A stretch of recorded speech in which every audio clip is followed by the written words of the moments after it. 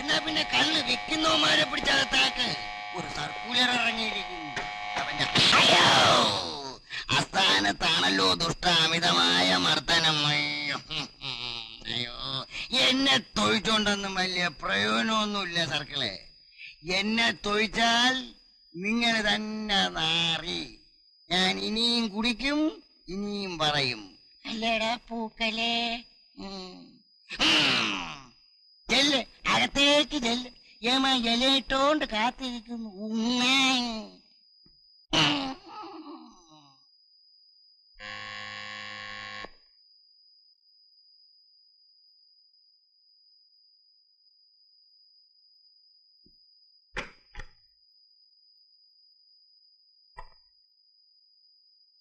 സാറേ, ഞാനാ കൃഷ്ണൻകുട്ടി. കൃഷ്ണൻകുട്ടിയോ? എന്താ അവിടെ ഒളിച്ചിരിക്കുന്നത്?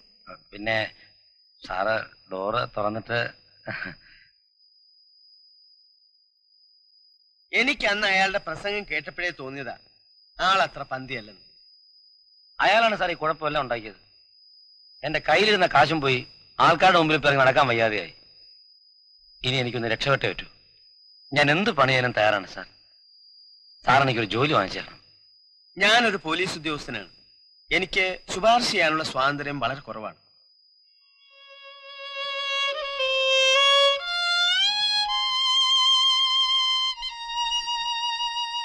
കൃഷ്ണൻകുട്ടിക്ക് ഒരു പത്രത്തിൽ ജോലി ചെയ്യാമോ? ചെയ്യാം സാർ. പത്രത്തിലാണെങ്കിൽ എനിക്ക് നന്നായിട്ട് എഴുതാൻ പറ്റും. കോളേജിൽ എനിക്ക് സമ്മാനം കിട്ടിയിട്ടുണ്ട്. പിന്നെ ഫോട്ടോ എടുക്കാം. ഏത് പണിയും ഞാൻ മാന്യമായിട്ട് ചെയ്യാം സാർ. ഒരു കുഴപ്പമുള്ളത്, അയാൾ ഒരു പ്രത്യേക സ്വഭാവക്കാരനാണ്. സദാനന്ദനുമായിട്ട് അറിയാമല്ലോ. ഇത്രയും കാലം സഹകരിച്ചു പോകാന്നുണ്ടെങ്കിൽ പിന്നെ ആരുമായിട്ടും സഹകരിച്ചു പോകാൻ എനിക്ക് ബുദ്ധിമുട്ടില്ല സാർ. ശരി, ഞാനൊരു എഴുത്തുതരാം. എന്നിട്ട് നാട്ടുകാരോട് എന്ത് സമാധാനം പറഞ്ഞു? കൊള്ളാം, നമ്മുടെ നാട്ടുകാരല്ലേ. ഫോട്ടോ എടുത്ത് തിരിയുന്നതിന് മുമ്പ് അവർക്ക് കോപ്പി കിട്ടണം. നിക്കക്കള്ളി ഇല്ലാത്തോണ്ടാ ഞാൻ സാറിനെ ബുദ്ധിമുട്ടിക്കാന്ന് വിചാരിച്ചത്. കൃഷ്ണൻകുട്ടി, എല്ലാ വിവരങ്ങളും ഇതിൽ എഴുതിയിട്ടുണ്ട്. ഞാൻ പറഞ്ഞാൽ അയാൾ കേൾക്കാതിരിക്കാൻ വഴിയില്ല. പിന്നെ ഒരു കാര്യം, ഒരു കാരണവശാലും കൃഷ്ണൻകുട്ടി അവിടെ ജോലി ചെയ്യുന്നത് കൊണ്ട് എനിക്കൊരു ബുദ്ധിമുട്ടോ പ്രശ്നമോ ഉണ്ടാകരുത്. എന്റെ ജോലിയുടെ മാന്യത കൂടി കൃഷ്ണൻകുട്ടി കണക്കിലെടുക്കണം. All the best.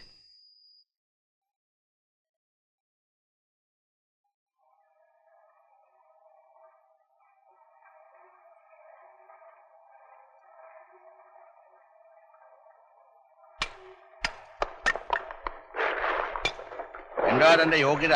ഞാൻ BSc ബോട്ടണി. അതുകളാ, എനിക്ക് എന്ത് ചെയ്യാൻ അറിയാം. ഞാൻ എന്ത് വേണമെങ്കിലും ചെയ്യാം സാർ. അറിവിനെ ഒന്നും വേണ്ട, എന്റെ വാരികയ്ക്ക് വേണ്ടി തനിക്ക് എന്ത് ചെയ്യാൻ പറ്റും അത് പറ. ഞാൻ എഴുതാം സാർ. പിന്നെ ഫോട്ടോ എടുക്കാം. ഓരോന്നായിട്ട് പറ. എഴുതാൻ നമുക്ക് ഒരുപാട് പ്രശ്നങ്ങളുണ്ട് സാർ. നീണ്ടകരയിലെ അധ്വാനിക്കുന്ന മത്സ്യത്തൊഴിലാളികളുടെ പ്രശ്നങ്ങളെ പറ്റി എഴുതാം. ചവറയിലെ കയറുപിരിക്കുന്ന വീട്ടമ്മമാരുടെ പ്രശ്നങ്ങളെ പറ്റി എഴുതാം. നാടിന്റെ സ്വാതന്ത്ര്യത്തിനു വേണ്ടി കഷ്ടപ്പെട്ട പഴയ സ്വാതന്ത്ര്യ സമര സേനാനികളെ പറ്റി എഴുതാം. അവരുടെ ജീവിത അനുഭവങ്ങളെ പറ്റി എഴുതാം. കാണാനെ വഴിയാതരാക്കാൻ വേണ്ടി തന്നെ ഇറങ്ങിയിരിക്കുക അല്ലേ? ഈ പറഞ്ഞതൊക്കെ ആർക്ക് വേണോടൂ? വായനക്കാരന് വേണ്ട കൊടുക്കുന്നവരെ എനിക്ക് ആവശ്യം. അത് ചെയ്യാൻ തനിക്ക് സാധിക്കുമോ? എന്താ വേണ്ടെന്ന് സാർ പറഞ്ഞാട്ടെ. കൊലപാതകം വശമുണ്ടോ? ഇതുവരെ ആരെയും കൊല്ലേണ്ടി വന്നിട്ടില്ല. കൊല്ലണമെന്നല്ല ഈ പറഞ്ഞത്. നാട്ടിൽ സംശയാസ്പദമായി ആര് മരിച്ചാലും അത് കൊലപാതകമാക്കി മാറ്റാനുള്ള കഴിവുണ്ടാകണം. പിന്നെ ജോലി ചെയ്യുന്നതിനിടയ്ക്ക് ഇഷ്ടപ്പെടാത്ത പലതും കണ്ടെന്ന് വരും. ചിലർ തെറി പറഞ്ഞിരിക്കും, ചിലപ്പോൾ തല്ലിയെന്നിരിക്കും. തടി കേടാകാതെ സൂക്ഷിച്ചോണം.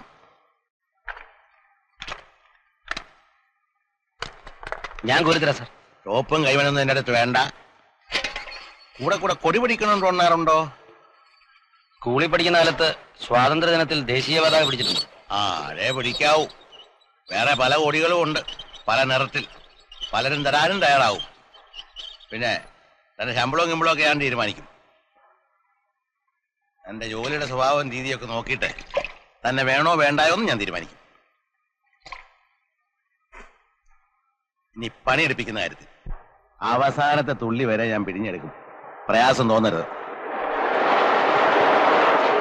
എന്റെ കഴിവിന്റെ അങ്ങേയറ്റം സാറിന്റെ സംതൃപ്തിക്ക് വേണ്ടി അഹോരാത്രം ആത്മാർത്ഥമായി പണിയെടുക്കാൻ ഞാൻ തയ്യാറാണ് സാർ. കൂടുതൽ സംസാരമൊന്നും വേണ്ട, ഓഫീസിലോട്ടിയല്ലേ. അവിടെ നിന്ന് ഒന്ന് പിടിച്ചേ. ഈ സ്ഥാപനം എന്ന് പറയുന്നത് നിങ്ങളുടെ സ്ഥാപനമാണ്. ഇതിന്റെ ഉയർച്ച എന്ന് പറയുന്നത് നിങ്ങളുടെ ഉയർച്ചയാണ്. ഇങ്ങോട്ട് വാ, ഒരു ലക്ഷ്യബോധം വേണ്ടേ? അങ്ങോട്ട് പോ. ഹലോ, മിന്നൽ വാരിയ. നിങ്ങൾ അങ്ങനെ പറഞ്ഞാൽ പറ്റത്തില്ല. 50 വാരിയെ കുറഞ്ഞ് ഞങ്ങൾ ഏജൻസി തരത്തില്ല. അങ്ങനെയാണെങ്കിൽ നിങ്ങളുടെ ഏജൻസി കട്ട് ചെയ്യും. നിങ്ങൾ വാരിയ മാത്രം വിറ്റാ പോരാ, ആ ഏരിയയിലേക്ക് എണ്ണ പോകുന്നില്ലല്ലോ. എണ്ണ പോയാലേ വാരിയ ഇറങ്ങും. MA പാസ്സായവനാ ഞാനും കുറെ എണ്ണ ചുമന്നതാ. എഴുതാൻ വന്ന എന്നെ കൊണ്ട് നിങ്ങൾ കൊപ്രക്കളത്തിലെ കണക്ക് വെച്ചിട്ടില്ലേ? ഒരു 200 രൂപ അത്യാവശ്യത്തിന്റെ പേരിൽ അഡ്വാൻസ് ചോദിക്കുന്നത്. നിങ്ങൾക്ക് തരാൻ പാടില്ലേ? ചുമ്മാതല്ല മാനേജെന്ന് പറഞ്ഞ് നിങ്ങൾ ഇരിക്കേണ്ടി വന്നത്. എല്ലാം ശരിയാ, പക്ഷേ ഇതൊന്നും തീരുമാനിക്കുന്നത് ഞാനില്ല, ആദ്യം സകലയ്ക്ക് അറിയാമല്ലോ. എണ്ണയുടെ വില ശൂന്ന താഴോട്ട് പോയത്. ഓ, രാവിലെ എന്നെ മാനേരിൽ മുതലാളിയുടെ പ്രേതം കയറിയല്ലോ. ഈ സ്ഥാപനം എന്ന് പറയുന്നത് നിങ്ങളുടെ സ്ഥാപനമാണ്. ഇതിന്റെ ഉയർച്ച എന്ന് പറയുന്നത് നിങ്ങളുടെ ഉയർച്ചയാണ്. നിങ്ങൾക്ക് വേണമെങ്കിൽ സഹകരിക്കാം, അല്ലെങ്കിൽ പിരിഞ്ഞു പോവാം. ഇന്നത്തെ ചുറ്റുപാടിൽ എനിക്കിതേ ചെയ്യാൻ പറ്റും. എന്നെ സംബന്ധിച്ചിടത്തോളം അവിടുന്ന് അദ്ദേഹം പറയുന്നതാണ് മുഖ്യം. ആരോ വരുന്നുണ്ട്, ഉണ്ടാണ്ടിരിക്കും.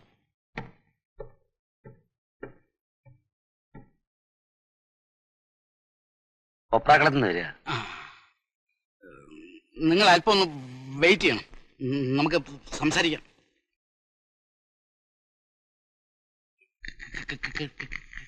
കൃഷ്ണൻകുട്ടി മുതലാളി വിളിച്ചിരുന്നു. മുതലാളി എല്ലാം പറഞ്ഞിരിക്കുമല്ലോ. എങ്കിലും മാനേജർ എന്നുള്ള നിലയിൽ ഞാൻ പറയുകയാണ്, ഈ സ്ഥാപനം എന്ന് പറയുന്നത് നിങ്ങളുടെയും സ്ഥാപനമാണ്. ഇതിന്റെ ഉയർച്ച എന്ന് പറയുന്നത് നിങ്ങളുടെയും ഉയർച്ചയാണ്. പണമിടപാടൊക്കെ മാഡമാണ്. വന്നാട്ടെ.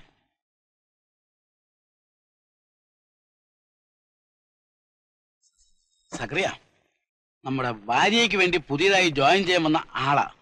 പേര് കൃഷ്ണൻ. വാരികയിൽ എന്തെങ്കിലും എഴുതുന്നതിന് മുമ്പ് എണ്ണയുടെ കമ്പോള നിലവാരം കൂടെ പഠിച്ചിരിക്കുന്നത് നല്ലതാ. സക്രിയ ഇങ്ങനെ പലതും പറയും, വലിയ തമാശക്കാരനാ. ചെന്നാട്ടെ.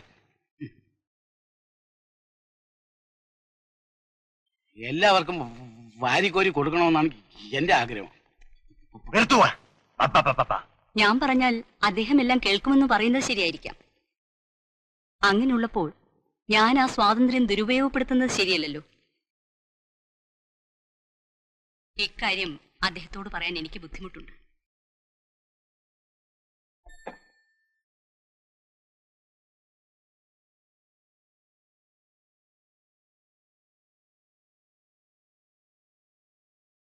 കൃഷ്ണൻകുട്ടി 1000 രൂപയാണ് നിങ്ങളുടെ ശമ്പളം ഫിക്സ് ചെയ്തിരിക്കുന്നത്. വളരെ സന്തോഷം.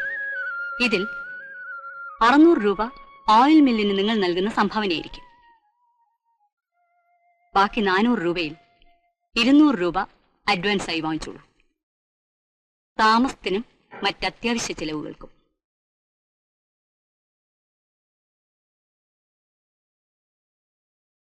നിൽക്കൂ, ഒരു നിമിഷം. ഈ സ്ഥാപനം എന്ന് പറയുന്നത് നിങ്ങളുടെ സ്ഥാപനമാണ്. ഇതിന്റെ ഉയർച്ച എന്ന് പറയുന്നത് നിങ്ങളുടെ ഉയർച്ചയാണ്. സാറേ, ഇവിടെ വരുന്ന എല്ലാ ആൾക്കാരും ഈ നാരായണനെ കാണും. നാരായണനാണ് ആദ്യം അവർക്ക് താമസിക്കാനുള്ള ഇടം ശരിയാക്കി കൊടുക്കുന്നത്. പിന്നെ അവര് വലിയ ആൾക്കാരാകുമ്പോ നാരായണനെ മറക്കും. സാറിന് താമസിക്കാനുള്ള ഇടവും എന്റെ കൈവശമുണ്ട്. എന്റെ കമ്മീഷൻ തരുന്ന കാര്യം മാത്രം മറക്കരുത്. ഒരിക്കലും ഇല്ല. എന്നാ പിന്നെ ഇന്ന് വൈകിട്ട് തന്നെ അങ്ങോട്ട് മാറാം. പിന്നൊരു കാര്യം, ഈ സ്ഥാപനം എന്ന് പറയുന്നത് നിങ്ങളുടെ സ്ഥാപനമാണ്. ഇതിന്റെ ഉയർച്ച എന്ന് പറയുന്നത് നിങ്ങളുടെ ഉയർച്ചയാണ്.